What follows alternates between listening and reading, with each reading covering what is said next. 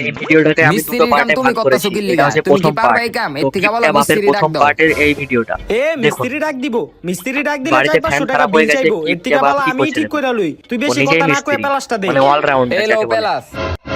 তো দেখুন কি এটা কি করছে। প্লাস রে? এটা বোতল বোতল দেশকে তোরাতে ছুড়ে প্লাস মারলো, দে। মানে ওটা প্লাস চেয়েছিল তাই বোতল দিয়ে দিয়েছে ভুল করে, তাই ওকে ছুড়ে মারলো। ও সব নিজেই ঠিক করবে দেখুন। ও ফ্যান তো ইন্টারন্যাশনাল ঠিকই আছে, মিস্ত্রি, তার মতলব মানে বোর্ডে ইঞ্জিনিয়ার সমস্যা, যাকে বোর্ড বলে, চেক দিতে হইব। Electrical engineer. এই সর তুই। তো দেখা যাক ইলেকট্রিক্যাল ইঞ্জিনিয়ার কি বোর্ডটা করে আগে পরবর্তী খুলি। স্টেপে।